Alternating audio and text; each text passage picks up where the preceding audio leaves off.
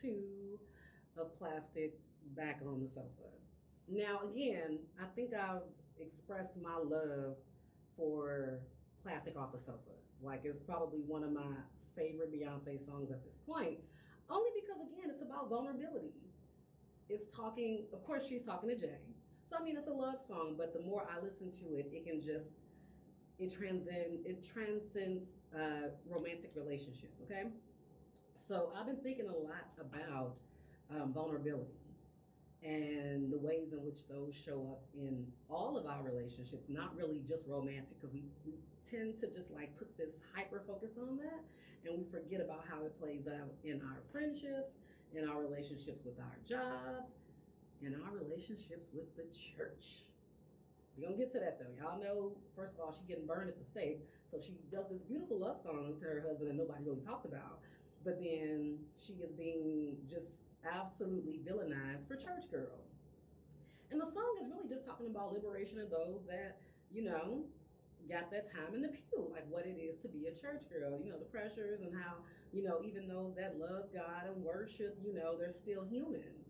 They still want to, drop it low every once in a while. They're human in that humans that are free from judgment from other humans. Like, you don't have the place to put pressure on these women because of their spirituality or their religion or whatever. So they really been coming for the girl. And when I think about vulnerability, again, Plastic Off the Sofa, and then we tie that into church girl, I think it's very interesting because in one song she's talking about how her husband, he can't help but be himself around her, and just how he wears his emotions on his sleeve. Basically the fact that if we really think about it, she's a safe space for him. And I know we have that conversation a lot about people, showing up as our authentic selves, being accepted by people. And sometimes vulnerability is very difficult, but it is because it comes at a cost. So again, her writing a song that church girls who are still human, that still like to have a good time, that, like to express themselves, outside of her making a song for those kind of people, it came at a cost. Her spirituality or Christianity or her being a devil worshiper or leading people in the wrong direction. We're having a lot of that dialogue right now, which again is crazy. Number one, I'm trying to figure out, like everybody else, why these pastors are even listening to this secular music. This music is of the world, sir, so why do you know any of the lyrics? What are you doing on the internet? Is this how you lead your flock? By checking into the shade room or whatever gossip blogs or whatever the case, like what you really doing? Because we got too much going on in the church world right now for y'all to be worrying about Beyonce. You got folks out here potentially staging their own robberies, bragging about $200, $300 jewelry they got stolen, and then come to find out scamming members. Like, I think there's way too much going on in the church right now for y'all to be hung up on Beyonce and her one song. I think it's crazy, but if we don't talk about it, this is also one of them reasons why a lot of women, move away from the church, because there's so much cherry picking. I'm saying you're coming there to be led, to be fed, to grow. But when you're in a space where it's not really safe, but other things are allowed, I always find it interesting especially when I was really going to church. I haven't been to church for some time. And I said I'm turning my back on church. I think just in Dallas, I haven't found a church home yet. I'm more of the non-denominational girl. I come from a family that background is Baptist. Everything about Baptist is just absolutely not for the kid. And I think I learned that at 12. But the judgment behind it and how you can't be vulnerable about what you're going through. I remember one of my girls got pregnant and she had spoke about how the church asked her to come. They expected her to come apologize before the church, which I think is wild. With a lot of the stuff that y'all pastors do, with what some of y'all kids get away from doing. I remember going to a church and this man did this whole sermon about homosexuality, but meanwhile, his daughter, or no, his son had one of the choir members knocked up. And they weren't married, they was boyfriend and girlfriend. Now that was some years back. I don't know what they're doing now, but I just remember that day. It's just something about how hard he was going just bothered me in my spirit. Because did you address this little situation within your family? Well, we're not supposed to talk about that because it happens a lot. So it's the cherry picking. So I think that makes a lot of people feel like they're going to figure out ways to worship on their own, just kind of re-examine what spirituality looks like. So in that case, as it pertains to the church, a lot of people, a lot of women are putting that plastic back on the sofa, if you will. And that's just kind of what it is. So I mean, there's that with the church, but even in our interpersonal friendships, your friendships are your chosen family, right? These are the people that you make a conscious decision. You've decided you are somebody that I'm going to open myself to. You're going to know probably some of my deepest, darkest secrets. You're also going to know some of my deepest wounds. Like that's what our friends are. That's who we tell all of our shit to. Anything that we can't tell our family. Like a lot of us were raised really by our friends. We're influenced by our friends. So when a relationship that you've invested so much into goes left after you've taken the plastic off the sofa, so to speak, it leaves you naked. It's a very dangerous place to be in. So of course, sometimes we tie celebrity drama into how it relates to our real lives. And one of those today, it's gonna take a wild turn. We're going from Beyoncé and Church Girl to B2K. Stay with me though. Just promise. Just stay with me on this. It's gonna all make sense. So we all know about that horrendous versus battle between Omarion and Mario, where the boy his property value dropped tremendously that night. The vocals were off. He was being trolled beyond belief to the point where he brought out his sage. And I mean, eventually his band members the next day kind of made fun of him. And we even figured out, at one point we looked at Omarion as the king of unbothered. We know that's not necessarily true. He just needed the right person to punch the right buttons. That would be Mario. But we also learned that this man is extremely petty. It's a very peaceful petty. It's a very low-key petty. So he has this kind of tell-all, this book coming out. He's doing a documentary or docuseries, whatever you want to call it, on some of the behind-the-scenes things that went on with B2K. And like the Millennial Tour, how the band fell apart and all of that stuff. Okay, cool. Now, recently, the other band members actually went on another podcast. And of course, they talked about him. First of all, they brought up that damn versus battle and just brought up kind of just some of the issues between them and the miscommunication, really just throwing a dude up under the bus. Or maybe we can't call it throwing somebody up under the bus. Maybe it's, maybe at this point, everybody's speaking their truth. But tying it back to plastic off the sofa. So we all know that Raz B has struggled with mental health issues like that. We saw a lot of mess on the tour. It was a lot of stuff going on with the boy, and rightfully so, because we know there's trauma behind Chris Stokes, I'm saying the old manager, and the accusations of him sexually molesting a couple of them, which how this man has not been. I'm still confused at how he's gotten away with this, but I feel like with men, people don't make as big a deal out of their trauma as there should, toxic masculinity and that whole thing. But the fact that Chris Stokes is able to still move on and just live his life as if nothing's happened. But one of these boys, in particular, is just he's traumatized. So at some point on the tour, per the snippet, it looks like he's having a breakdown and he's saying that he doesn't feel safe. He's off the tour because of Chris Stokes, like he's a rat. Now, obviously this shit is important, but the snippet was dropped 3 days after the podcast interview. And of course everybody was like, wow, that's crazy, that's messed up, why didn't anybody listen to him? Well, the problem is when J Book, the other band member, wore a shirt afterwards saying, I don't feel safe. And it looked as if he was trolling his own bandmate. Wild shit, right? Absolutely crazy. But for me, it was the timing, which nobody seemed to point out. Granted, this is all important information, and it looked like Omarion dropped that snippet to kind of make it known that mental health is not something to be taken lightly. Nobody should be treating someone that has, battles that way. You should be supportive. He shouldn't have to go through his struggles alone. But it felt like he was doing it to stir up drama between the other band members because they all seem to be getting along just fine. And the fact that they seem to be getting along at Omarion's expense, it looked like it bothered him. So him dropping that particular clip and showing his bandmate falling apart behind it, I thought it was petty. I'm sorry. I don't think anybody should be using anybody's mental health as a way to push a project or a book, especially when it's clear that those three are getting along. So I don't know what kind of conversations took place after the t-shirt incident, if he explained why he wore that shirt, if he was doing it as a sign of respect to Raz B, or he was legit trolling this man. I guess we'll find out if you want to pay the fee to watch this thing.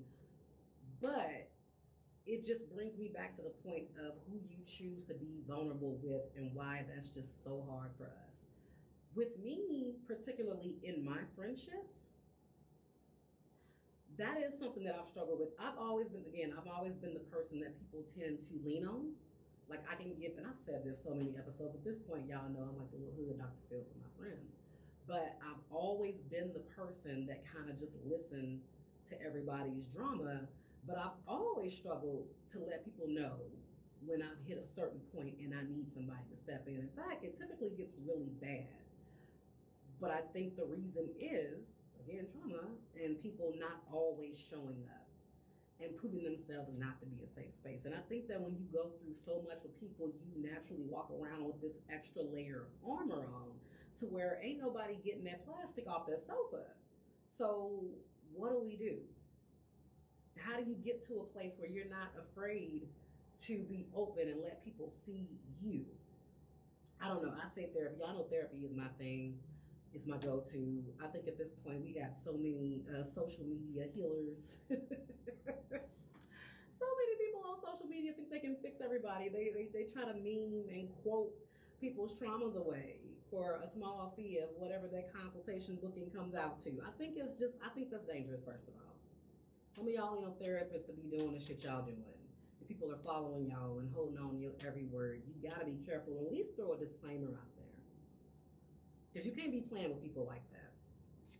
But yeah, so I would say the incident with them, and it's the fact that at one point they were all like brothers. And the idea that you can have so much time invested in people and you see them as your riders and you go through so much with each other that you become like family and one day it's dissipated and it's something totally different and you're at war. I think relationship breakups are extremely difficult, but losing friends, people that you called your family, that you love, that know everything about you, that can really destroy you with one interview. Or maybe if you're not famous, one Facebook post, whatever. People love to fall out and drag people. And I don't know why we've gotten to that point. First of all, we live in a heavy screenshot culture. People literally prepare themselves for the day they get crossed. Sometimes me. I'm people. I was cleaning out my phone one day, y'all, and I swear it was at least 1,000. There was so many screenshots in there, and I'm like, what am I saving this for? And I'm not talking about screenshots of outfits and funny memes. Like, there have been times where people have tried it, and I could see an energy shift, and I said, you know what? All right, I kind of see what you own. Let me go ahead and take care of myself. Let me go ahead and make sure in the event that you try to play it, the day you try to play with me, you ever decide to play on my top, I got you. Always ready for a fight. And that's just, it's not a good way to live. I love the idea of being vulnerable with people. I love the idea of having a sis or a bro that I can just talk to without fear that it's gonna make its rounds. But that's life. And every relationship has its season. Some friendships are only meant to go a certain length of time. And I think that when the expiration date arrives and you keep on holding them on, I think that's when it goes left. So that's another thing. Everybody is not a lifelong friend. Everybody is not going to get the plastic off your sofa. I think it's your job to really just have strong discernment and knowing who you deal with. I was talking to a friend some days back about just kind of like some networking events and stuff like that, and like introducing them to people. And I was like, be clear. I'm vetting people out. We get it. This is business. We're doing things. We're creating things, but we are not friends. And I think that when you put people in the appropriate category out the gate, instead of just trying to make everybody your bestie because y'all had a good vibe, honey, anybody can have a good vibe. Honey, the devil can have good vibes. But what happens when you're not there for a good time? What happens when you're not there for the turn up? What happens when there's not photo ops? What happens when there's not something that you can benefit from? How valuable are you, or are those people to you? And I think the sooner we really start taking that type of inventory with our relationships, the less likely we are to go through heartbreak. Because heartbreak isn't just a romantic thing. It very much takes place in our friendships. And I know that with me, and I've said this before, I'm somebody that used to go in a room, I get a good vibe with you, baby, we friends. What's a vetting process? We're having a good time. We having a ball. You my dog, you my homegirl, you sis. Everybody ain't sis. Sometimes you got to leave that plastic on the sofa a little while longer. I had this boss once. He told me, we were talking about a promotions in general. And he says, I feel like everybody should stay in a particular position through all the seasons first, which now I don't subscribe to that. First of all, get the hell out of here. If I see in 30 days it ain't working for me and it ain't gonna be a thing, I don't need to subject myself to further just whatever. Like, if that's not my fit and that's not what I'm meant to do, I'm leaving. We give undying loyalty to jobs and things that really ain't meant for us. And we know good and well it is not feeding us. It's emotionally draining, physically draining, mentally draining. You're not growing as a person. You ain't even making the money you're supposed to be making, but you stay. And that's so crazy. We more loyal to jobs than we are to these. I'm not gonna go there.